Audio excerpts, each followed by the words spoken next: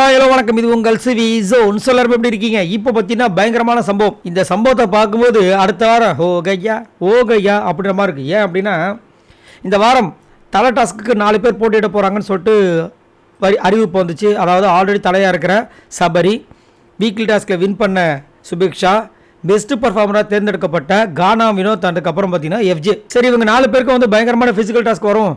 இதில் வந்து கானா வினோத் வின் பண்ணுறதுக்கு வாய்ப்பு இருக்குது, இல்லைனா எஃப்ஜே அப்படி இப்படின்னு நினச்சிட்டு இருந்தோம்.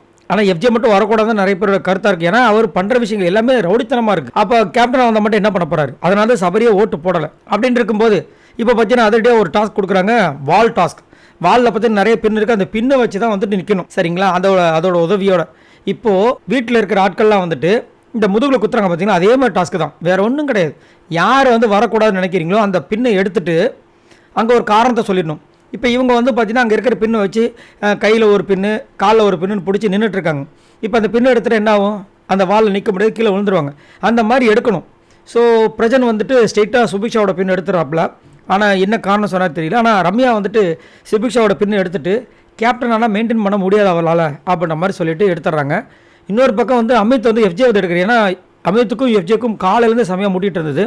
ஸோ இங்கே வந்து எஃப்ஜேவோடது எடுக்கிறாப்புல. அதேமாதிரி கமருதீன் வந்து சபரியோடது எடுக்கிறாரு. ஏன்னா சபரியோடது ஆல்ரெடி பார்த்துட்டோம், போதும் அப்படின்ற மாதிரி எடுக்கிறாரு. அரோராவும் சபரியோடது தான் எடுக்கிறாங்க. விஜய் பார்வதி யார் எடுக்கிறாங்க? கானா வினோத்தை எடுக்கிறாங்க. கானா வினோத்துக்கு ஏன் எடுக்கிறாங்கன்ற விஷயங்கள் தெரியல. வியானா வந்து பார்த்திங்கன்னா கானா வினோத்தை தான் எடுக்கிறாங்க. ஏன்னா வியானாக்கும் கானா வினோத்துக்கும் பயங்கரமாக அந்த சக்கரை அந்த மேட்ரு வந்து செம்மையாக போயிட்டுருக்கு.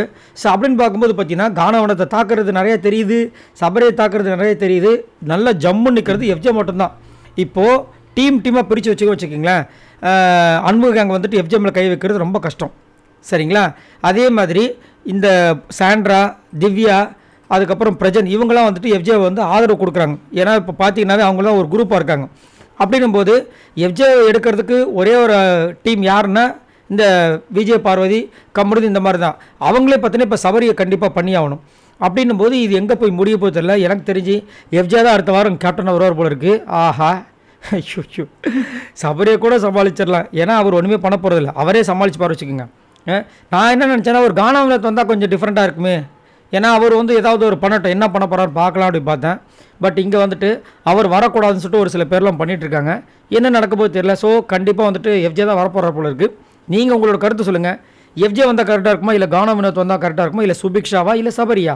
மறக்காமல் கீழே கமெண்ட்ஸ் பண்ணுங்கள். இந்த மாதிரி எக்கச்சக்கமான வீடியோஸ் உங்களுக்கு காத்துட்டு அதுக்கு நீங்கள் சப்ஸ்கிரைப் பண்ண வேண்டியது நம்மளோட சேனல். பாய் நண்பர்களே.